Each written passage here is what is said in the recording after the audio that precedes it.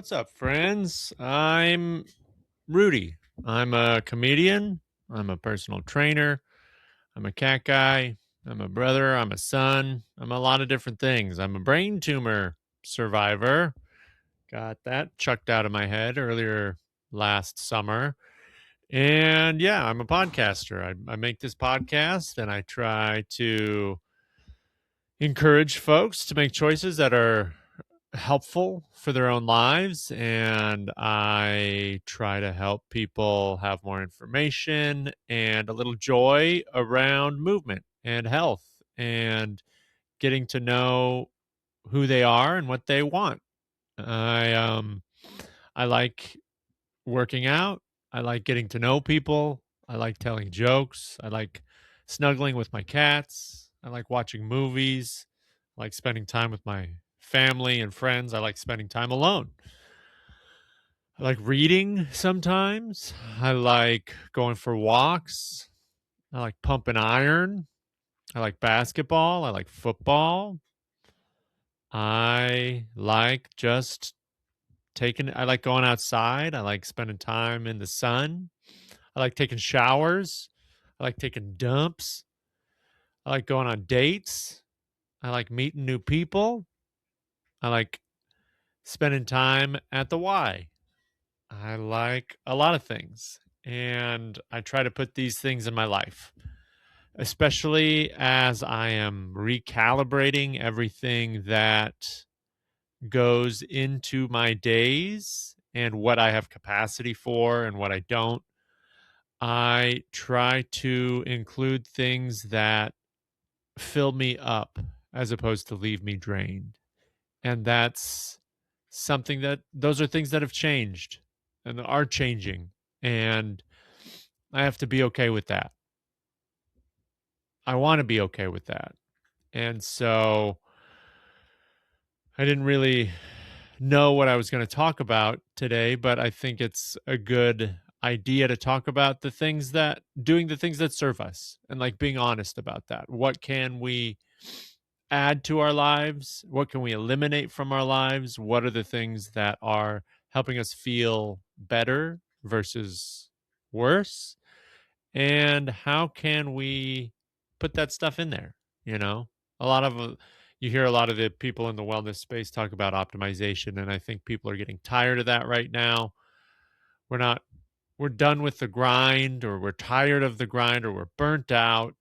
There's so much shit going on in the world right now that sometimes trying to do more or quote unquote your best doesn't always serve you anymore. And so I really just want to encourage folks to figure out ways that they can incorporate things into their lives that do serve them. How can you put things in your life that are positive?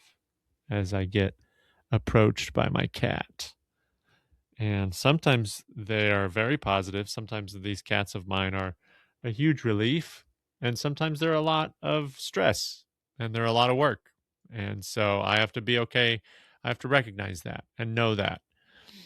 And it's okay if some things that you love or some things that you once loved take a different space in your life than they used to.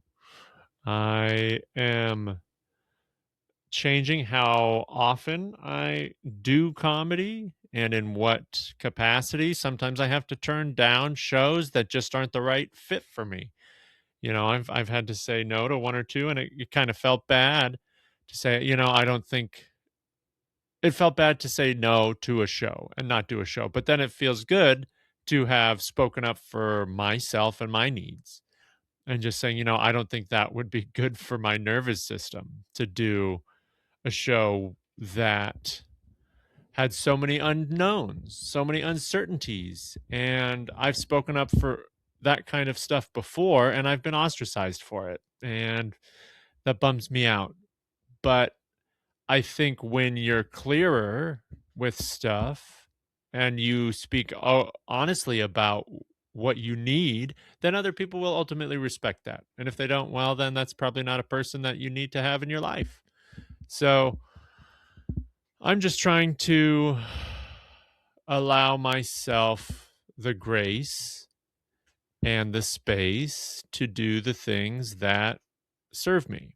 And that a lot of times is, how do I do less?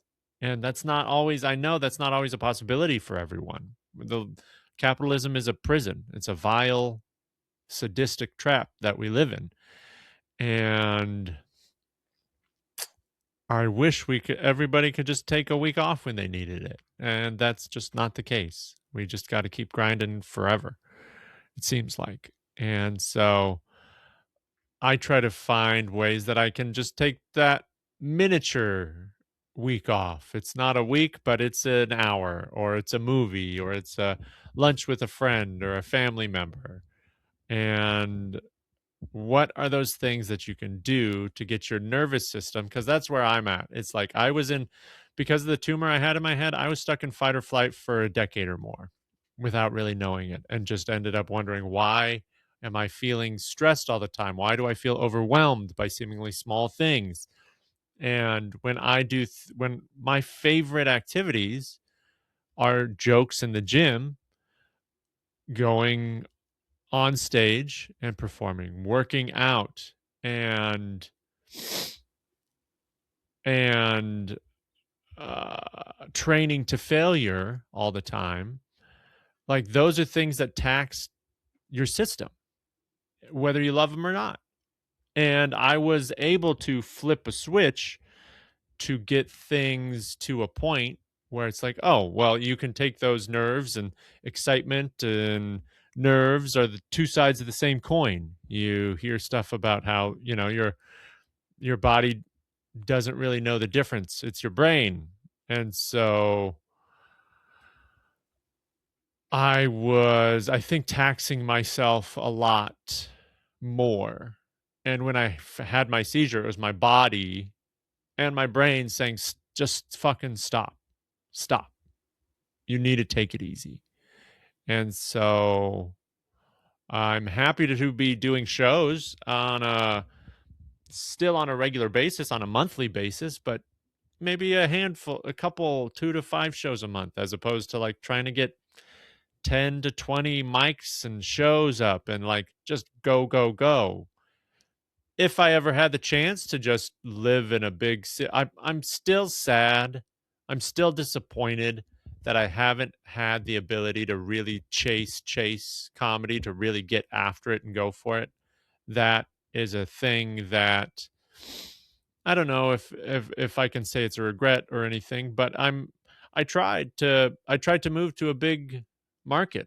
When I moved back to the States, and when I moved away from Minnesota, I tried to move to a big city and do comedy, and just get after it, because I love comedy and I believe in myself, and I've gotten positive feedback, and I've had a lot of really fun experiences with comedy. I've had a pretty cool comedy, I don't want to say career, because it's not been a career, but experience in my life. And I've performed on 3 continents, in 8 countries, and with some of my favorite comedians in the world, and met some of my best friends through comedy. And it's provided me so much. And I am okay with my relationship to it being reframed and changing.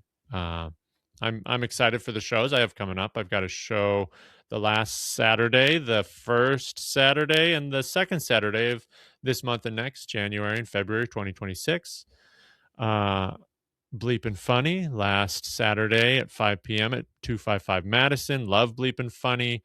Then I'm back to defend my freestyle rep title at Double Entendre, first Saturday of the month at Lexi's Comedy Club, which is going to be at Fathom's Bar over on campus in Eugene. And then the next Saturday, on Valentine's Day, I'm performing at the Eugene Art House, which is like a lifelong dream of mine. Used to be the Bijou Theater. And I'm on my friend Jora LaFleur's spoken word Valentine's Day love themed show. So I'm really excited for everyone. All 3 of those shows I'm really excited to be a part of. And so If you're around, come check it out. One of those out, at least, if you haven't seen me perform, please do. I'd love to see familiar faces and unfamiliar faces at all those shows. So uh, I'd love to see you there. Reach out if you have questions. But just finding ways to approach the things in your life differently as the seasons change, as your body and mind call for adjustments, is so important.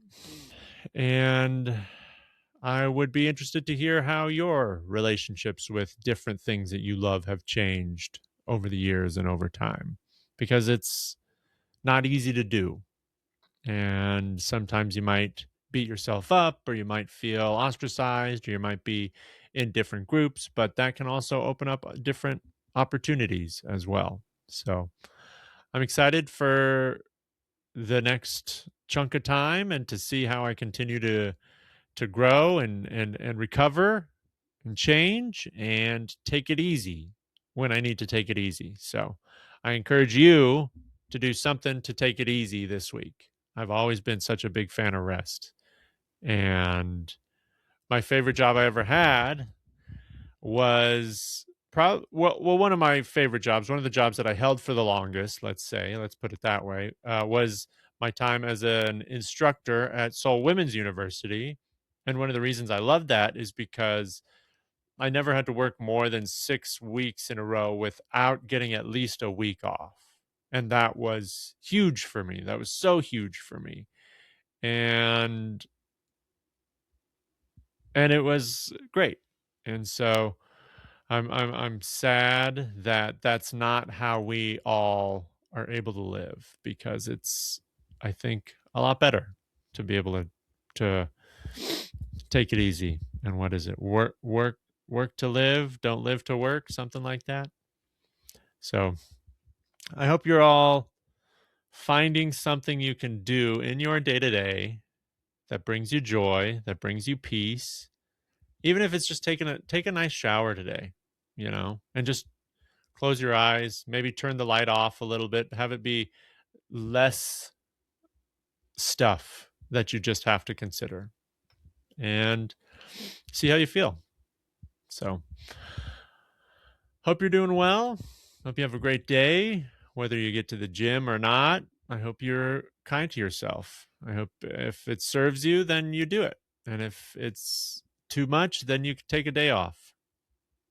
If you're building decent, good, strong, hearty, healthy habits into your life, then when you miss something here and there, you've built in a defense system for it already, an ability to withstand